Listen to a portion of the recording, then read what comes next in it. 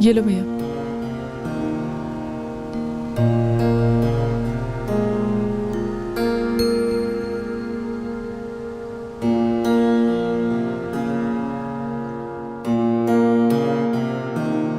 ताला ये कहाँ चले गए?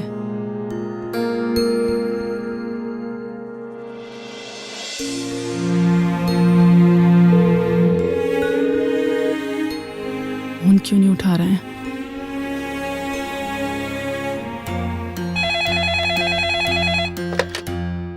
हेलो। हाँ, कौन बोल रहे हैं? जी हाँ, प्यून रामदीन बोल रहा हूँ। हाँ रामदीन, सुरेश साहब से बात कराओ। मैं शालिनी बोल रही हूँ, उनकी वाइफ।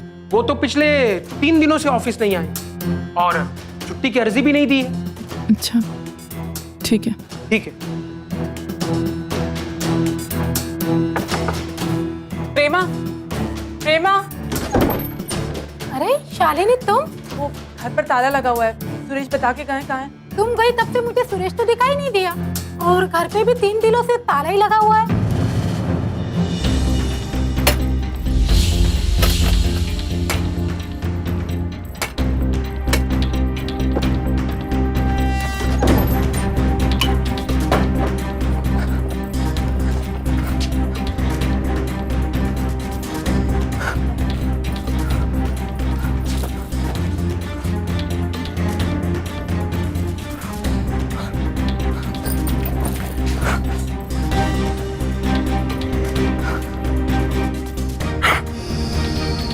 मायके से वापस लौटी एक महिला को अपने ही घर पर ताला लगा हुआ मिला। पता चला पति 3 दिनों से घर नहीं लौटा था। आखिर क्या बात थी? सुरेश 3 दिनों से ना तो दफ्तर गया था, ना घर पर मौजूद था, और ना ही पड़ोसियों को कुछ पता था। आखिर क्या हुआ था सुरेश के साथ? क्या सुरेश खुद ही कहीं चला गया था, या फिर उसके साथ कोई हादसा हो गया था? हकीकत क्या थी?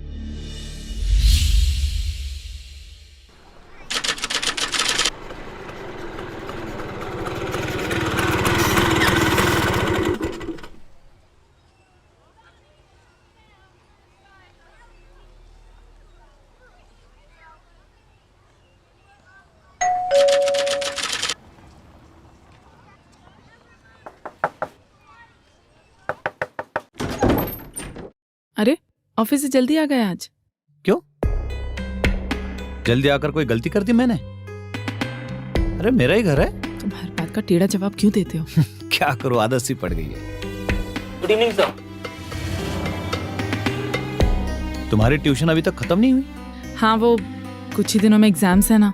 हायर सेकेंडरी के एग्जाम हंसी खेल तो होते नहीं है, इसीलिए। तुम लोग जाओ, कल शाम 5 बजे शार्प। Okay ma'am. जी मैम।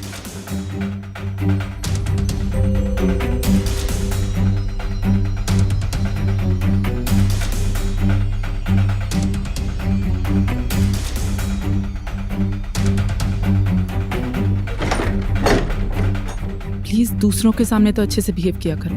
वो लोग क्या सोचेंगे? अब तो कोई नहीं है ना बाहर वाला घर में।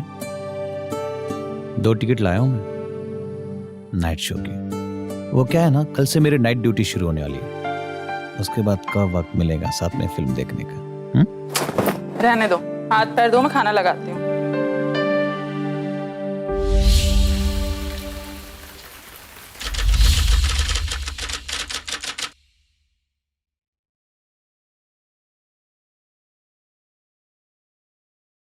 शालिनी,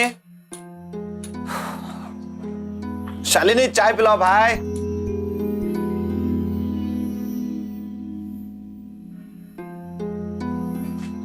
शालिनी,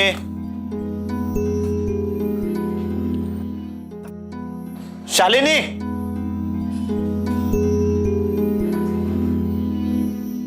शालिनी, शालिनी, शाली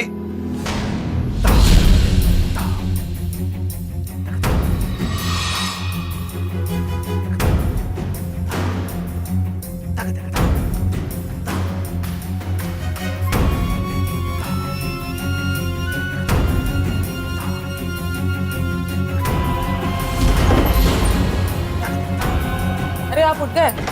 आपके लिए अभी चाय बना देती हूँ। शालिनी, कौन था वो लड़का? कौन लड़का? वही जिसे तुम रास्ते पर हंस हंस कर बात कर रही थी? वो अपने मोहल्ले में रहता है। उसकी बहन मुझसे स्कूल में पढ़ती है। मैं दूध लेकर आ रही थी तो मुझे रास्ते में मिल गया। बस अपनी बहन की प्रोग्रेस के बारे में पूछने लगा, बस। अपनी बहन के बारे में उसे इतनी फिक्र है तो स्कूल में जाता। इस तरह तुम्हें रास्ते पे खड़े होकर बात करने की क्या जरूरत है? वो क्या किया है तुम्हें सुरेश? 7 साल हो गए हमारी शादी को। यूं बेवजह मुझ पे शक करना बंद करो। मुझे स्कूल जाना चाहिए था, मुझे रास्ते में क्यों रोका? इन सब बातों का क्या मतलब है? वो मुझे रास्ते में मिला, उसने मुझे विश किया और मैंने जवाब दिया, बस। तुम मुंह हाथ धो लो, मैं चाय बनाती हूँ।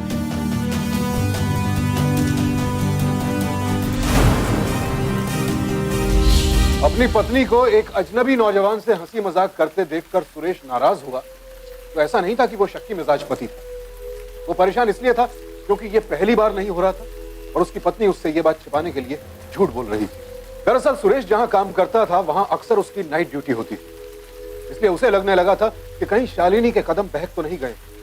और उसका ऐसा सोचना महज उसका वहम है या हकीकत, ये पता लगाने के लिए वो कई रास्ते अपनाकर हार चुका था और अब उसका शक उसे भीतर ही भीतर खाए जा रहा था।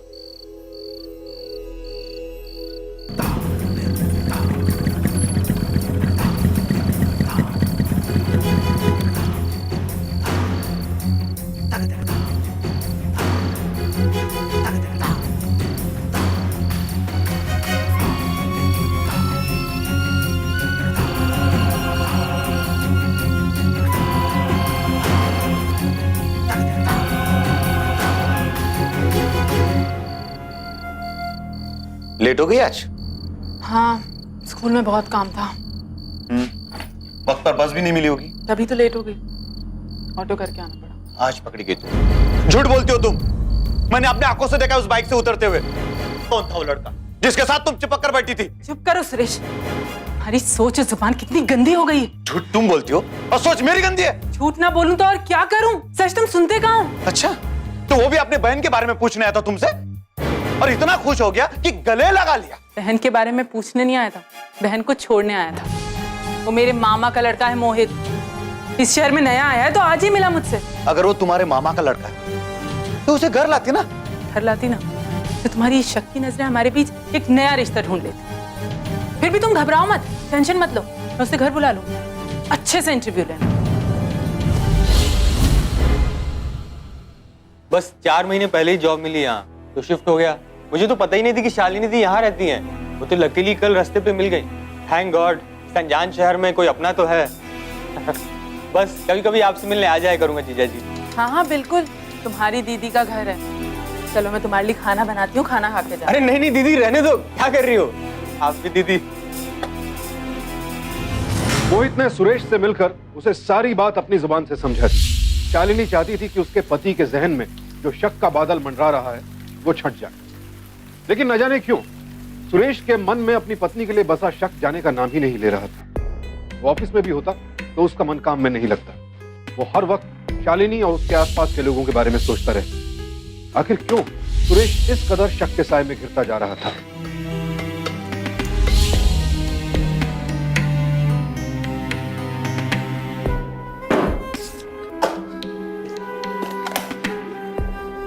सुरेश जी, इतने जल्दी जा रहे हैं? रामदीन, मेरी तबीयत ठीक नहीं है, मैं घर जा रहा हूं।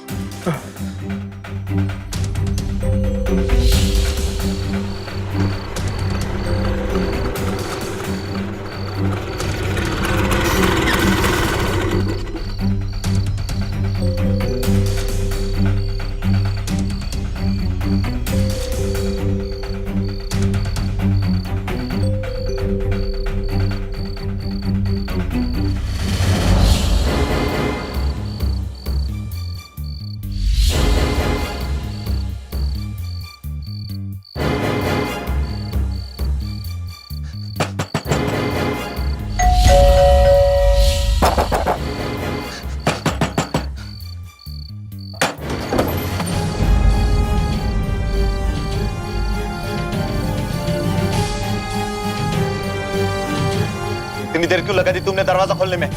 वो मैं अंदर थी। ऐसा कौन सा काम कर रही थी तुम?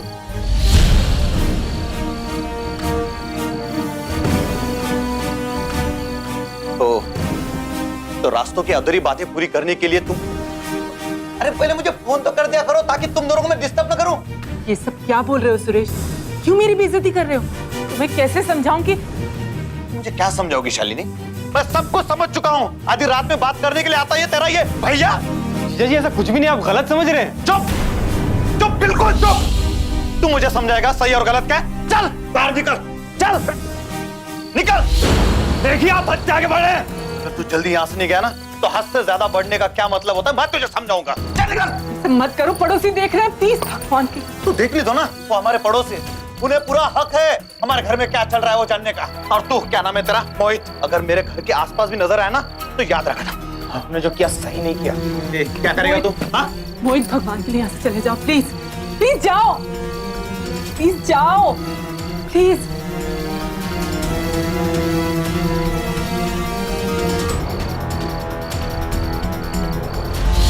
आपको क्या लगता है, क्या सुरेश की परेशानी वाजिब थी?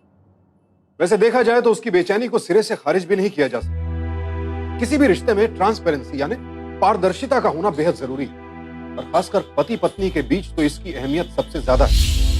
सुरेश और शालिनी के बीच इसी ट्रांसपेरेंसी की कमी आ गई, और इसी वजह से सुरेश के दिन का सुकून और रातों की नींद गायब हो चुके थे। पूरी रात सड़क पर गुजारने के बाद भी सुरेश किसी नतीजे पर नहीं पहुंच पाया।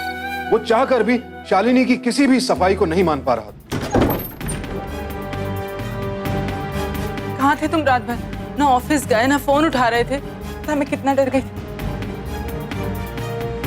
सुरेश देखो, तुम मुझसे कितना भी झगड़ा करा करो, मगर प्लीज प्लीज चुप भी मत साधा करो, मेरी जान निकल जाती है। भगवान के लिए जवाब दो, कहाँ थे? सुरेश बोलो। ऑफिस में मन नहीं लग रहा था, इसलिए सोचा कि बाहर जाकर सड़क नापूं। वो क्या है ना, सोचा कि बाहर कोई चाचा मामा का कोई बेटा मिल जाए या कोई बहन। देखो बाई नहीं आई, मैं खाना बनाकर जा रही हूँ, तुम खा लेना। जरूरत नहीं है, मुझे नींद आ रही है, तुम जाओ।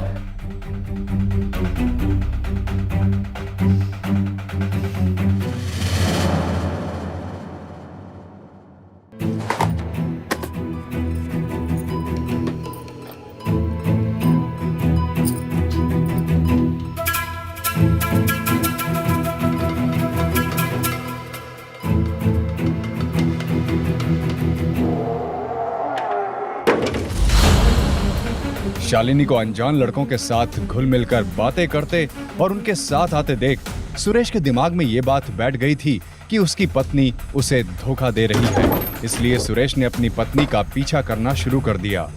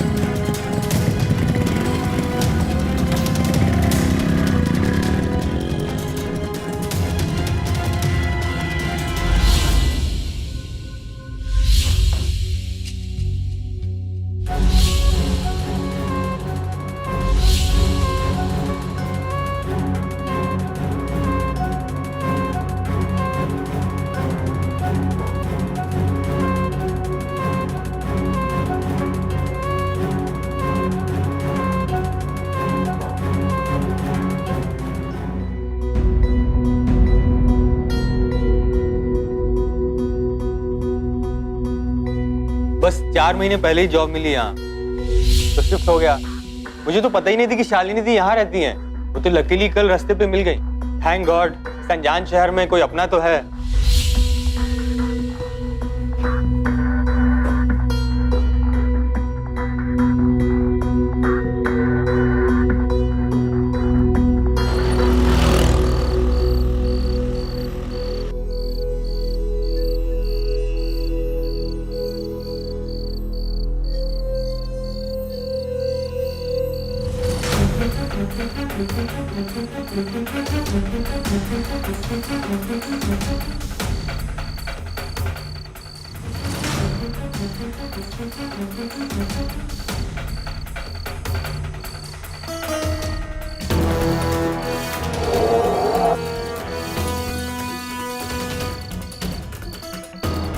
चला ना औरत, दरवाजा खोल वरना तोड़ दूंगा। खोल दरवाजा,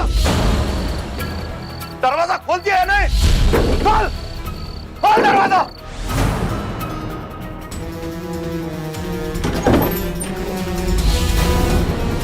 ये कौन है? तेरे ताऊ के लड़के या मौसेरे भाई, ये सब कर दी मेरी पीठ पीछे। निकल। सुरेश, सुरेश मेरी बात का यकीन करो। इन लोगों ने मुझे अकेले देखकर मेरे साथ जबरदस्ती करने की कोशिश की। तो तुम टाइम से आ गए, वरना मेरी इज्जत। कब तक, आखिर शालिनी कब तक सच को छिपा? कहते हैं झूठ के पांव नहीं होते, देर सवेर उसका राज खुल ही जाता है। लेकिन हैरत की बात यह थी कि शालिनी अब भी खुद को बेगुनाह साबित करने पर तुली हुई थी।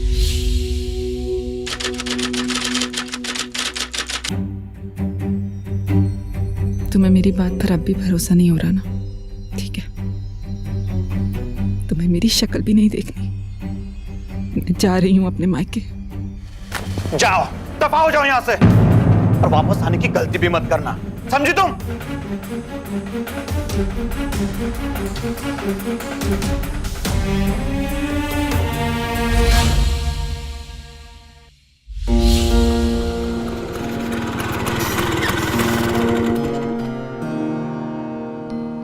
ये लो भैया।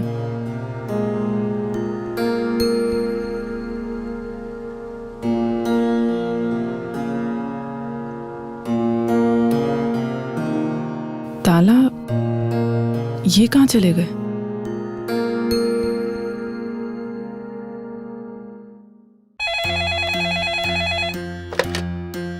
हेलो, हाँ, कौन बोल रहे हैं? जी हाँ, प्यून रामदीन बोल रहा हूँ। हाँ, रामदीन, सुरेश साहब से बात कराओ। मैं शालिनी बोल रही हूँ, उनकी वाइफ। वो तो पिछले 3 दिनों से ऑफिस नहीं आए और छुट्टी की अर्जी भी नहीं दी है। अच्छा, ठीक है। ठीक है। प्रेमा, प्रेमा, अरे शालिनी, तुम?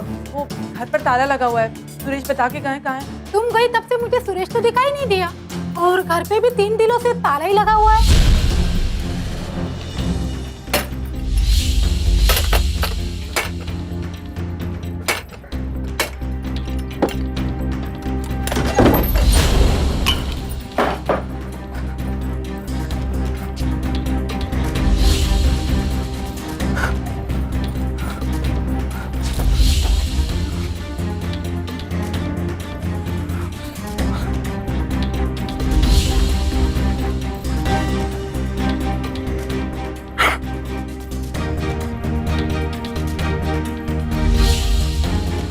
तीन दिन से आपके पति गायब है, हाँ? और आपको जरा भी फिक्र नहीं है?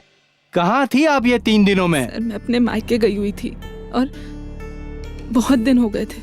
जब मैं घर लौटी तो मालूम पड़ा कि 3 दिन से सुरेश घर नहीं आए और वो ऑफिस भी नहीं गए। आपका अपने पति के साथ कुछ झगड़ा हुआ था? नहीं सर, मेरे पति सुरेश बहुत अच्छे आदमी हैं। इनफैक्ट मोहल्ले और ऑफिस में सब उनसे बहुत प्यार करते हैं सर। एक काम कीजिए, आप सुरेश जी का नंबर दीजिए, मोबाइल नंबर, आपका नंबर दीजिए और आपके पति का फोटो दीजिए। लिखिए।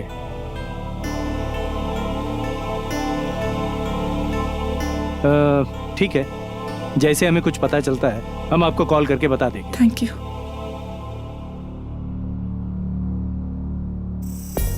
मदन, इस फोटो की कॉपीज निकाल के सारे पुलिस स्टेशन में भिजवा दो और इस मोबाइल नंबर की कॉल डिटेल्स निकालना। यस। तब तक मैं सुरेश के ऑफिस में जाके पूछताछ करता हूँ। आइए सर।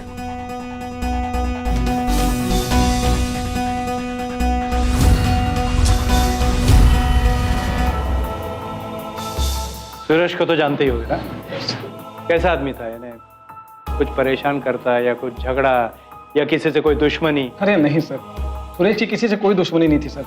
सर वो तो बड़ा ही हंसमुख और मिलनसार आदमी था। जी हाँ सर, और कुछ दिनों से वो बहुत परेशान भी थे। अच्छा, वो क्यों परेशान था, कभी उसने बताया आपको? नहीं, मतलब मैंने पूछने की कोशिश की, लेकिन वो बीमारी का बहाना करके बात को टाल दिया करते थे। और हाँ सर, अक्सर काम से जल्दी भी निकल जाया करते थे। सुरेश ना बात बात पर शक करता था अपनी बीवी पर, और इसी वजह से आए दिन झगड़ा ही होता रहता था मियां बीवी में। अब कुछ 5-7 दिन पहले किसी लड़के को लेकर सुरेश और शालिनी में बहुत लड़ाई हुई थी। हाँ साहब, कोई मोहित करके लड़का आया था उनके घर पे, और शालिनी बता रही थी कि वो उसके मामा का लड़का है। और फिर मैंने ये भी सुना साहब कि वो सुरेश को धमकी दे रहा था, कह रहा था कि मैं तुझे देख लूंगा। अच्छा,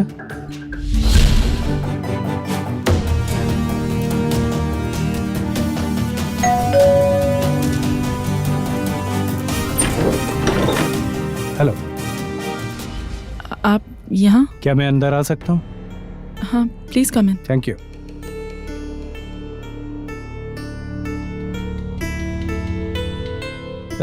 ये कौन है? ये मेरे स्टूडेंट्स हैं, मैं इन्हें ट्यूशन पढ़ाती हूँ। मुझे आपसे कुछ जरूरी बात करनी थी। हाँ, आप इन्हें आज छुट्टी दे दीजिए प्लीज।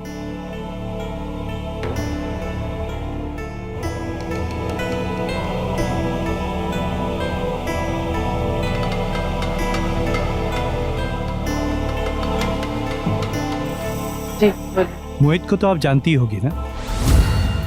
मोहित? मोहित मोहित मोहित वो मेरा फ्रेंड है। फ्रेंड?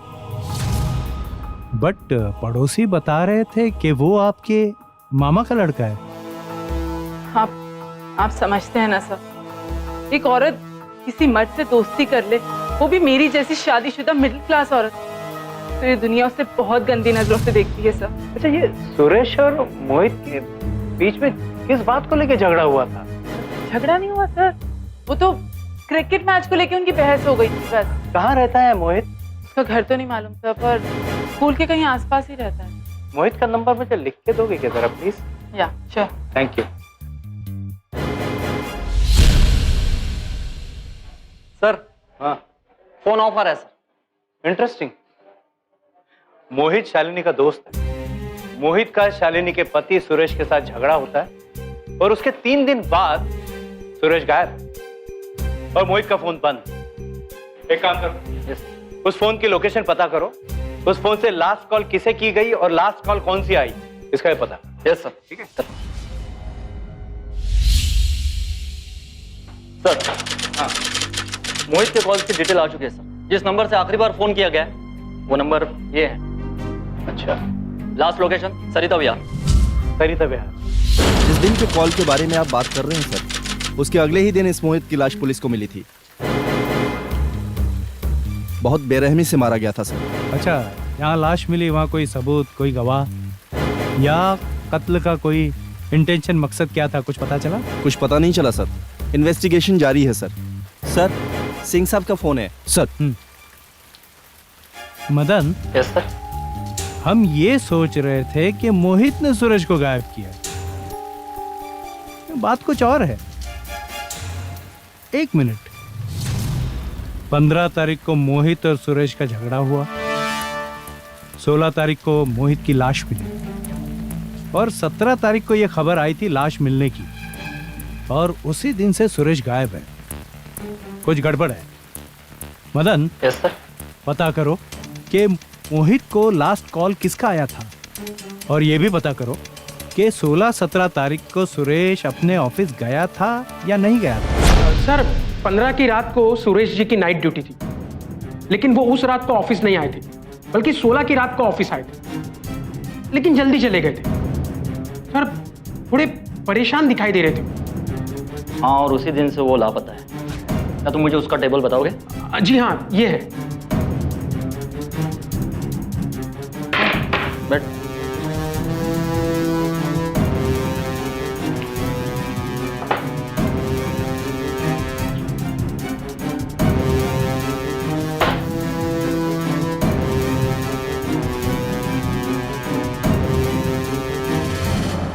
गुत्थी सुलझने के बजाय और उलझती जा रही थी। पुलिस ने तहकीकात में कोई कसर नहीं छोड़ी, लेकिन कोई सिरा हाथ नहीं लग रहा। अब तक सुरेश को ढूंढने के उद्देश्य से चल रही तहकीकात में मोहित के कत्ल की गुत्थी आकर भी उलझ गई।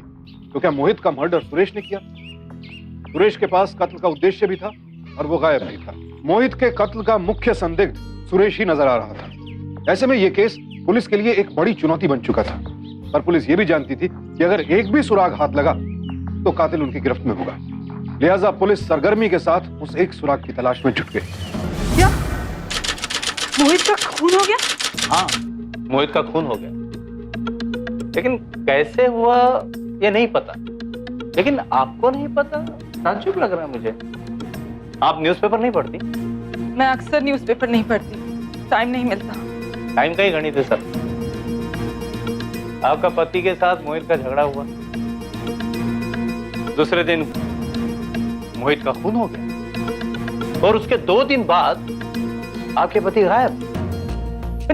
हो सकता ना कि गुस्से में आकर उन्होंने मोहित का खून कर दिया और पकड़े जाने के डर से गायब हो गए हो। मुझे कुछ समझ में नहीं आ रहा। सुरेश ऐसा नहीं कर सकते, वो तो एक चींटी तक नहीं मार सकते। मुझे यकीन नहीं हो रहा। Excuse me. हाँ मदन बोलो। सर, मोहित को लास्ट कॉल जिस नंबर से आया वो नंबर किसी राहुल नाम से रजिस्टर्ड है। टेलीकॉम कंपनी से जैसे हमने एड्रेस निकलवाया और वहां पर जाकर पूछताछ की तो वहां कोई नहीं था सर। मुझे ऐसा लगता है सर, फर्जी आईडी देकर नया सिम कार्ड खरीदा गया है। एक काम करो, वो सिम कार्ड जिस डीलर ने इशू किया उसका पता लगा। ये नंबर देखो, इसका सिम तुमने किसे बेचा था? 1 मिनट सर।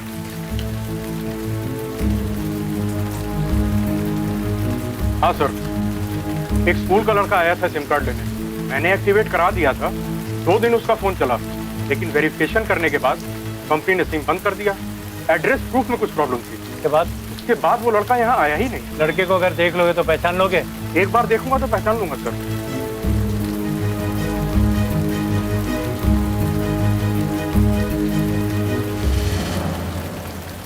मदन, अगर सुरेश ने मोहित का फोन किया है तो डेफिनेटली सुरेश ने फोन करके मोहित को जंगल में बुलाया होगा।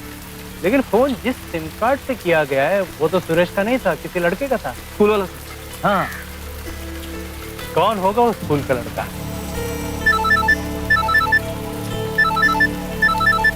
हाँ या तो क्या? कहाँ?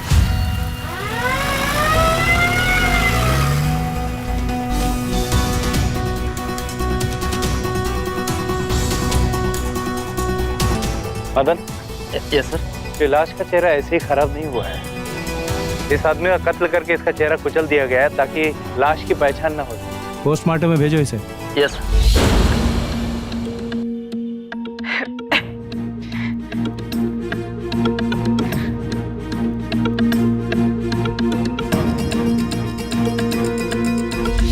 ये अंगूठी कितनी टाइट हो गई है, देखो खून का बहाव भी रुक गया। तुम्हें कितनी बार कहा है ना, सुनार के पास जाके कटवा क्यों नहीं देते इसे?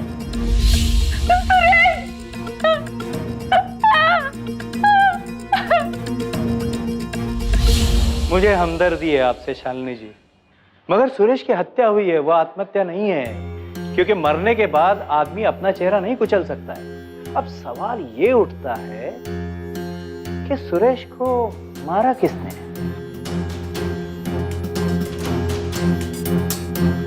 और यहीं आके हमारी इन्वेस्टिगेशन रुक जाती। अब देखिए ना, मोहित आपका दोस्त था। आपके पति सुरेश को मोहित पे शक हुआ, दोनों में झगड़ा हुआ और उसके अगले दिन सुरेश की लाश मिलती है। ये लाजमी है कि सुरेश ने ही मोहित का खून किया होगा। अगर सुरेश ने मोहित का खून किया है तो फिर सुरेश को किसने मारा? मैं आपका इशारा समझ रही हूँ इंस्पेक्टर। मेरी दिन की ड्यूटी होती है और सुरेश की रात की। ना हम मिल पाते थे ना बात कर पाते थे। इन सब के बीच में मैं बह गई थी सर। दरअसल मेरे हस्बैंड के अलावा भी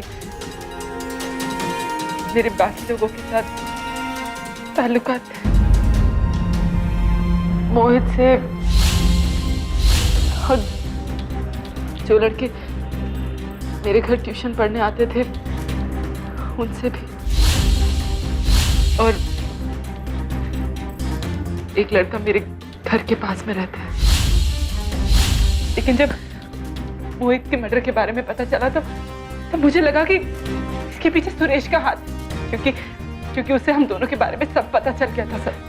लेकिन जब सुरेश भी मुझे लगता है सर कि सुरेश ने उन चारों लड़कों के साथ झगड़ा किया और उन चारों ने सुरेश को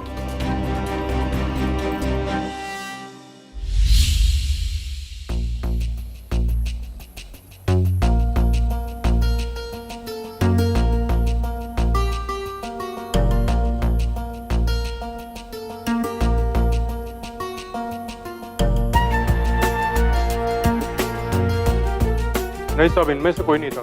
लेकिन हाँ, जिस लड़के ने सिम कार्ड लिया था उसने भी ऐसी ही यूनिफॉर्म पहन रखी थी। अजीब केस है, एक कड़ी दूसरे कड़ी से जुड़ी नहीं रही है। चक्कर क्या है? आपका तो सीधे स्कूल में जाके शिनाख्त परेड करवा ले। नहीं, स्कूल में मत जाना, क्योंकि वैसा यूनिफॉर्म शहर की 7 स्कूलों में है। अगर कुछ नहीं मिला ना तो अखबार वाले यादव जी को पॉपुलर करते हैं। आप बताइए सर क्या करना है? मदन क्या है, देखो सारी घटनाओं की जो कड़ी है ना वो इस शालिनी से जुड़ी। एक काम करो, शालिनी का चिट्ठा निकालो। यस। पिछले 5 साल से वो कहाँ गई, कहाँ रहती थी, क्या करती, किससे मिलती है, सब निकालो। बिल्कुल।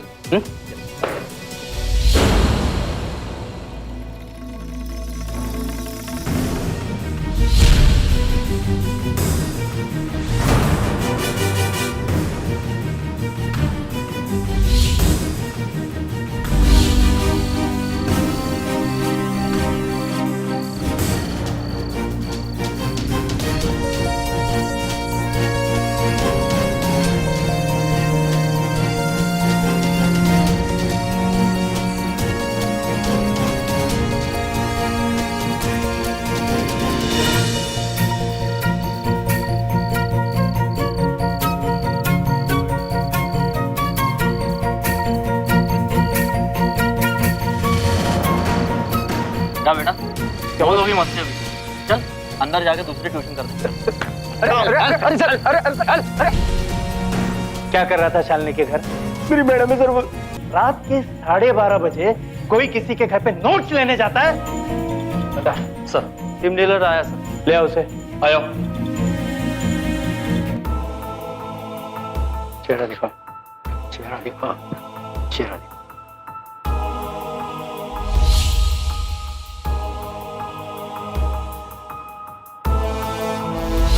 यही था साहब, यही वो सिम लेकर गया था और इसके साथ एक और लड़का भी था। कौन था लड़का? कौन था तेरा दोस्त? पता बता। बोल। मुझे छोड़ दो सर, मुझे स्कूल से निकाल देंगे सर, मैंने कुछ नहीं किया सर।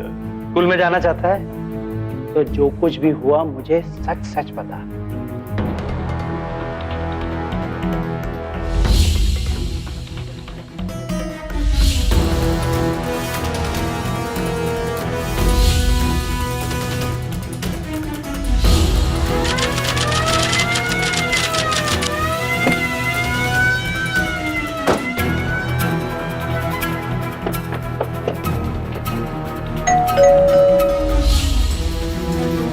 इस वक्त कौन आया? तुम यहीं रुको, मैं देख के आती हूँ।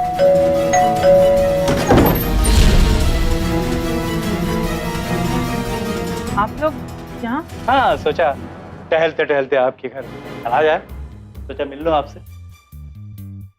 कुछ पता लगा आपको? कातिल का पता लग गया है। कौन है वो? वो सुरेश का एकदम ही नजदीकी वाला है।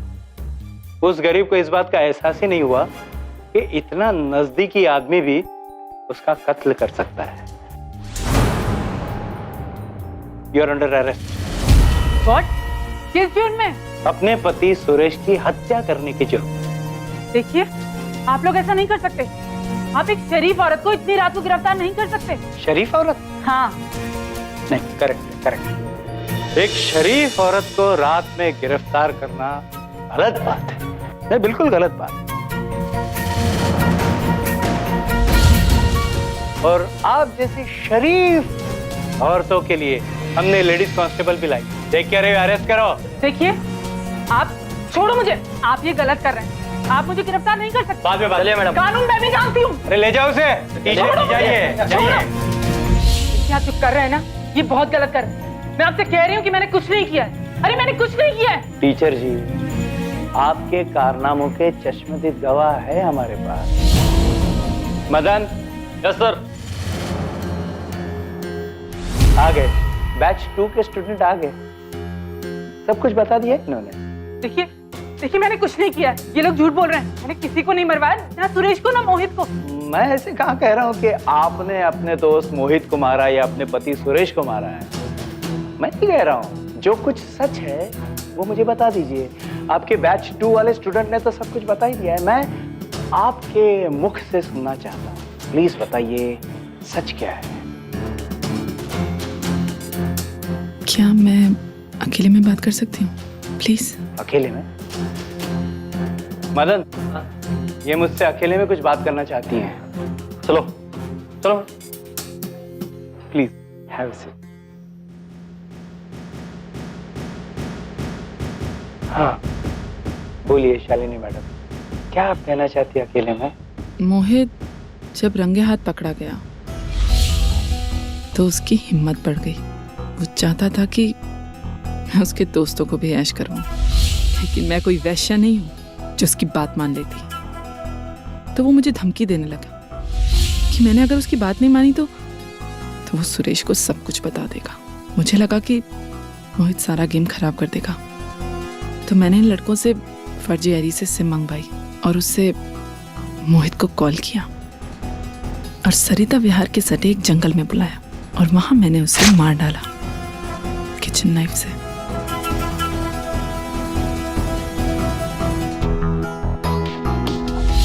मुझे लगा कि ये सब के बाद सुरेश मुझ पे शक करना बंद कर देगा, लेकिन वो न्यूज़पेपर ने सारा गेम खराब कर दिया। सुरेश को लगा कि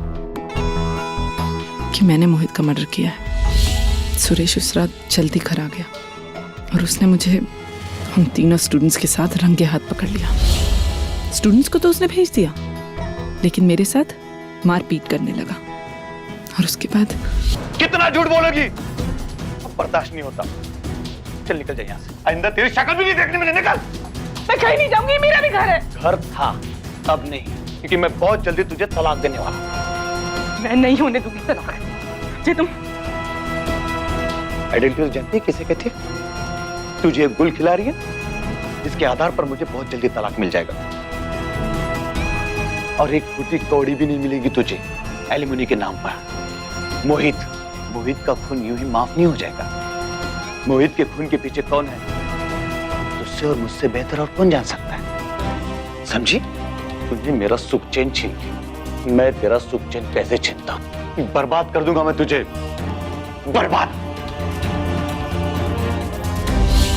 ऐसी हालत में ना तो मुझे एलिमनी का पैसा मिलता और सजा मिलती वो अलग। ऐसे में मेरे पास सिर्फ एक ही रास्ता था। मैंने मुन्ना और गौरव को बुलाया और उन्हें धमकी दी कि सुरेश उनके खिलाफ रिपोर्ट करवाना चाहता है और एडल्ट्री के केस में मुझे तो कुछ नहीं होगा, लेकिन तुम लोगों को सजा मिल सकती है।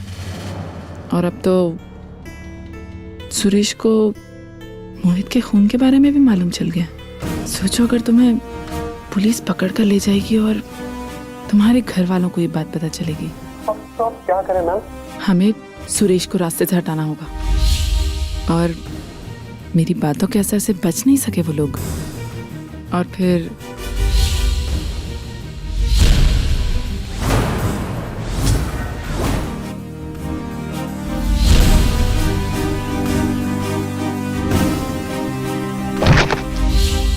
पति था मेरा, तो मेरी जरूरतों का ख्याल रखना चाहिए था।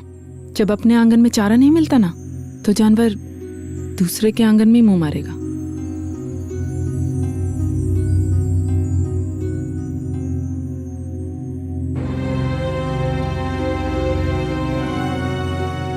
आपको सब कुछ सच सच बता दिया है, तो अब अगर आप चाहें तो अपने तक रख सकते हैं। इसके बदले में ये स्टूडेंट्स है ना, बहुत पैसा देंगे आपको और बोनस में और जो बदले में मैं दूंगी कोई और नहीं दे सकता।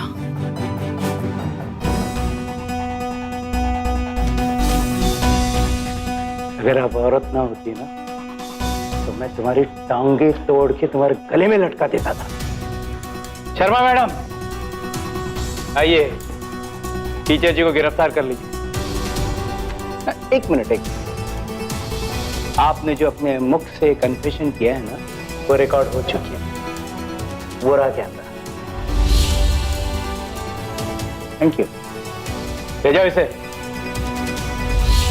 पति पत्नी का रिश्ता विश्वास की नींव पर टिका होता है, और अगर यह विश्वास विश्वासघात बन जाए तो उसका अंजाम बेहद खतरनाक भी हो सकता है। अपनी जरूरतों को पूरा करने के लिए जो रास्ता शालिनी ने चुना, उसने अपने साथ साथ और कई जिंदगियां बर्बाद कर दी। वो भूल गई कि वो एक शिक्षिका थी। उसका काम नई पीढ़ी को, अपने स्टूडेंट्स को सही रास्ता दिखाना था, ना कि उन्हें अपराध के रास्ते पर धकेलना। पुलिस जांच के बाद मुकदमा चला और शालिनी को एक से ज्यादा हत्याओं, अपहरण और व्यभिचार यानी अडल्ट्री का दोषी पाते हुए अदालत ने उसे आईपीसी की धारा 364, 497 और 302 के तहत उम्र कैद की सजा सुनाई। हत्या में शामिल अपराधी छात्रों को बाल सुधार गृह भेज दिया गया।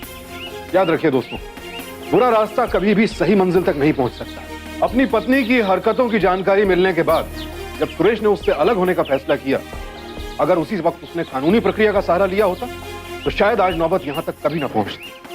इसीलिए सावधान रहें, सतर्क रहें, सुरक्षित रहें। अब मैं सुशांत सिंह आपसे विदा लेता हूं। कल फिर मुलाकात होगी एक और ऐसी सत्य घटना के साथ। देखते रहें सावधान इंडिया, इंडिया फाइट्स बैक।